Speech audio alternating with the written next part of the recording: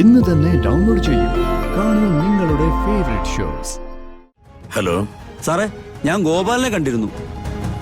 പക്ഷെ ആ പെൺകുട്ടി ആരാ, എവിടുത്തെ കാര്യ, അച്ഛനും അമ്മയൊക്കെ ആരാന്ന് ചോദിച്ചപ്പോഴേക്കും അയാൾ കയറി ഉടക്കി. താൻ ആരുടെയെങ്കിലും പേര് പറഞ്ഞോ?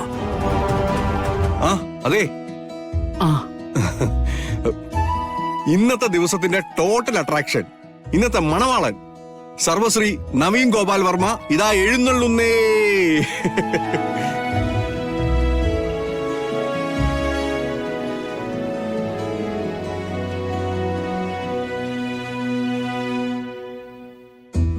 എന്താണ് മണിക്കുഞ്ഞ്, താൻ കഴിഞ്ഞ ജന്മത്തില് രാജകൊട്ടാരത്തിലെ വിദൂഷകനായിരുന്നു. രാജകൊട്ടാരാണെങ്കിലും സാറിന്റെ കൊട്ടാരാണെങ്കിലും എനിക്ക് ഒരുപോലെയാന്നേ. മുത്തശ്ശി, ഈ മാണിക്കുഞ്ഞ് കുറെ നേരമായിട്ട് എന്തൊക്കെയോ കാണിച്ചു വെച്ചിട്ടുണ്ട്. മുത്തശ്ശൻ നോക്കിയിട്ട് പറഞ്ഞേ, എന്തെങ്കിലും കുഴപ്പമുണ്ടോ?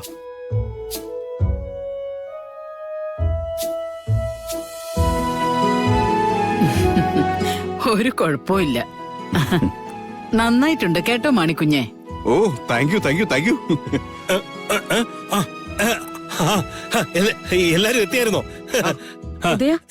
നിർമ്മലും കീർത്തിയൊക്കെ എവിടെ? ഇറങ്ങാൻ സമയമായി. അവരിതുവരെ വന്നില്ലേ? ഞാൻ കരുതി അവര് നേരത്തെ വന്നു കാണുന്നു. അതെങ്ങനെ പറ്റും? നേരെ ചെവിയുള്ള ഒരു മുഖം, മേക്കപ്പ് എന്ന പേരും പറഞ്ഞ് വഷളാക്കിയാലല്ലേ വരാൻ പറ്റൂ.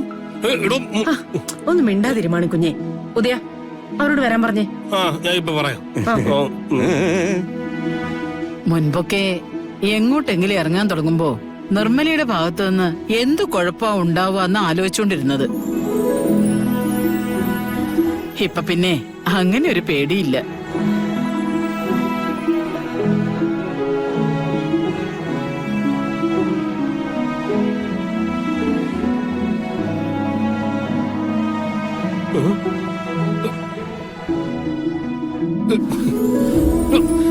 നിർമ്മലേ, അവിടെ എല്ലാരും ഇറങ്ങാൻ വേണ്ടി നിൽക്കുക. അയ്യോ, അതിനിപ്പോ എന്താ? അവര് കുറച്ചേരം കാത്തു നിക്കട്ടെ. ഞാൻ എന്റെ മോളെ ഒരുക്കി കഴിഞ്ഞിട്ടില്ല. ഇതെന്തിനാ മോളെ കല്യാണ പെണ്ണിനെ പോലെ ഒരുക്കുന്നത്? അതിന് ഇവളുടെ കല്യാണം അല്ലല്ലോ. ആകില്ലെന്ന് അച്ഛന് ഉറപ്പൊന്നുമില്ലല്ലോ.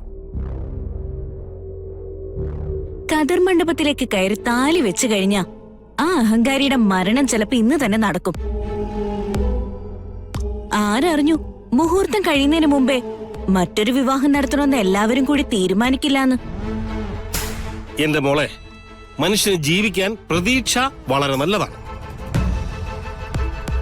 പക്ഷെ അമ്മ പറയുന്നത് കേട്ട് അമിത പ്രതീക്ഷ വച്ചു പുറത്തരുത് കേട്ടോ. വേണ്ട, അച്ഛൻ പറയുന്നതും കേട്ട് വാടിത്തളർന്നങ്ങ് നിന്നാ മതി. അപ്പൊ അല്ല ശരിയാവുമല്ലോ. നിർമ്മലെ, ഞാൻ നിന്നോടൊരു തർക്കത്തിനില്ല. അതെ, ഇനി ഞാനും ആരോട് തർക്കിക്കാനില്ല. എനിക്ക് ചെയ്യാനുള്ളതൊക്കെ ഞാൻ നമ്മൾ ഏൽപ്പിച്ച മന്ത്രവാദിയോട് കൃത്യമായി പറഞ്ഞിട്ടുണ്ട്. അയാളുടെ മിടുക്കിനെ ജയിക്കാനൊന്നും കളരിക്കല നാഗങ്ങൾക്ക് ശക്തി പോരാ. പതുങ്ങിയിരിക്കുന്ന നാഗങ്ങൾ പോലും കൊത്താനുള്ള ആവേശത്തിൽ പുറത്തിറങ്ങും. ഉദേട്ടൻ കണ്ടോ? കുറെ നാളുകളായിട്ട് ഞാൻ കാണുകയാണല്ലോ. നടന്നാൽ എനിക്ക് സന്തോഷം. നടക്കു അച്ഛാ, എനിക്ക് നല്ല വിശ്വാസമുണ്ട്. നവീനെ ഞാൻ ആഗ്രഹിച്ചിട്ടുണ്ടെങ്കിൽ നവീൻ എനിക്ക് സ്വന്തമായിരിക്കും. ആ, ഇങ്ങനെ ചങ്കൂറ്റത്തോടെ പറ മോളെ. അതെ, നിങ്ങൾ വരുന്നുണ്ടേ വാ, അവള് വീണ് പെടയുന്ന കാഴ്ച കാണാം. നീ വാടി മോളെ. ചത്തുവീണ എനിക്കെന്ത്? അതെന്റെ ആര്? എനിക്ക് എന്റെ മോളുടെ മനസ്സ് തെളിഞ്ഞ് കണ്ടാ മതി. ഹലോ, ഒന്ന് നിന്നേ.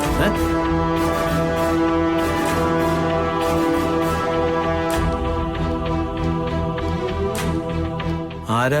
എനിക്ക് മനസ്സിലായില്ല. വെളിച്ചപ്പാടിനെ എല്ലാവർക്കും അറിയും. വെളിച്ചപ്പാടിനെ എല്ലാവരും അറിയണമെന്നില്ലല്ലോ. സോറി, ഞാൻ വെളിച്ചപ്പാടല്ല.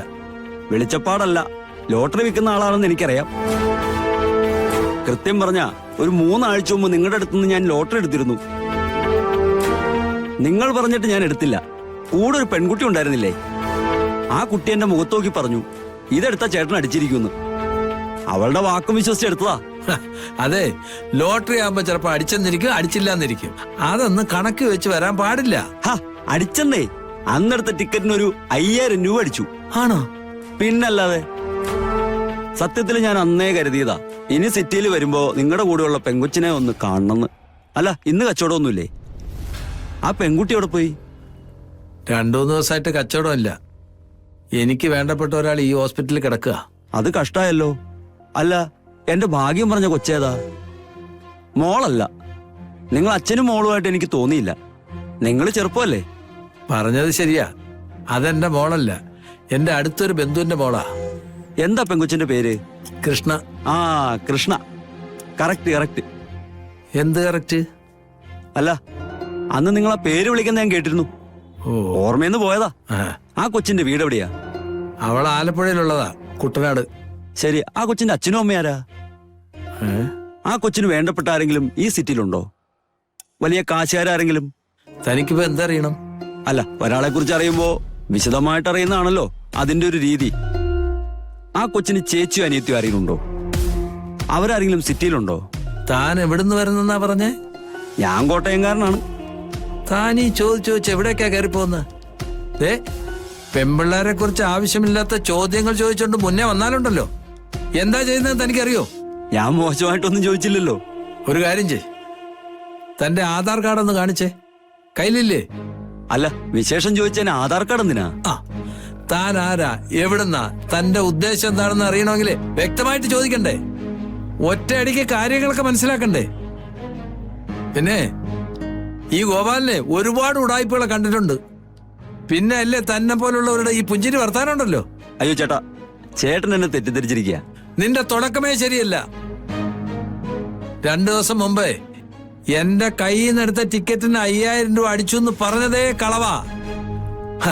അടുത്ത കാലത്ത് 100 രൂപ 200 രൂപ അല്ലാതെ എന്റെ കയ്യിൽ നിന്ന് എടുത്തതിൽ ഒരു പൈസ അടിച്ചിട്ടില്ല. ഓഹോ, ഇപ്പൊ നിന്റെ മുഖത്ത് കാണുന്ന ഈ പരിഭവം ഉണ്ടല്ലോ, അത് കള്ളത്തരത്തിന്റെ തനി സ്വഭാവ.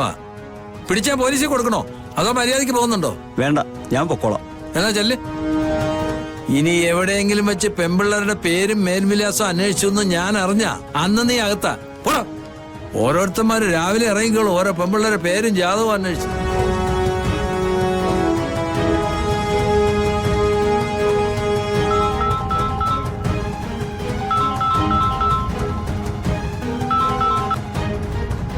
ഹലോ സാറേ, ഞാൻ ഗോപാലിനെ കണ്ടിരുന്നു. പക്ഷെ ആ പെൺകുട്ടി ആരാ, എവിടുത്തെ കാര്യാ, അച്ഛനും അമ്മയൊക്കെ ആരാന്ന് ചോദിച്ചപ്പോഴേക്കും അയാൾ കയറി ഉടക്കി. താൻ ആരുടെയും പേര് പറഞ്ഞോ? ഇല്ല സാറേ, അയാൾ ചൂഴ്ന്ന് എന്തൊക്കെയോ പറയാൻ ശ്രമിച്ചപ്പോഴേക്കും ഞാൻ പിന്തിരിഞ്ഞു. ആ ആ ആ ശരി. ഞാൻ ശ്രമം നിർത്തിയിട്ടില്ല സാറേ. അയാളുടെ ബന്ധു ഈ ഹോസ്പിറ്റലിൽ കിടക്കുന്നുണ്ടെന്നാ പറഞ്ഞേ.